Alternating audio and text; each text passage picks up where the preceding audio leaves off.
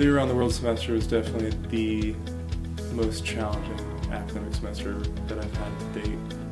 If we put the same academics in a classroom, it would be challenging, but having to do it in 10 different countries and not having a quiet place to study or write a paper or a desk when you need one makes it that much harder. Combine missional aspect and schoolwork and traveling, and it was definitely like the hardest thing of my life, trying to balance those three together. Academics was a big part of the trip that is always in your head because you have to balance class time and then studying, reading and writing, all those things with everything else that's happening. You say, I'm going to study for 2 hours now and we're on a bus ride, so that way I can go and explore later.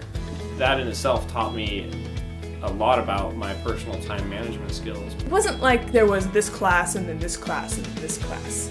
It was like, okay, today we're talking about this book that we read about contemporary literature in this country, or today we're talking about the history, or right now is travel writing, we're going to talk about that.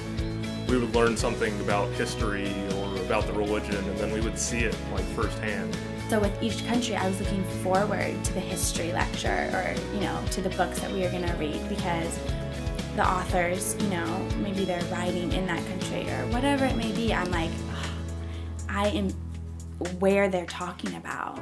I'm not, in Grimm Hall at Concordia learning about the Great Wall of China. I'm sitting on the Great Wall of China, like staring at this, this beautiful place as I'm learning about it. I found that the more we dug into the homework and the more we dug into the classes, we were able to discover more about where we were.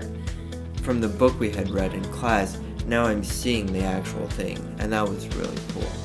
With the service learning practicum class or the epic literature class instead of the history class and things like that, just allowed everything to sort of filter and mix one thing into the next.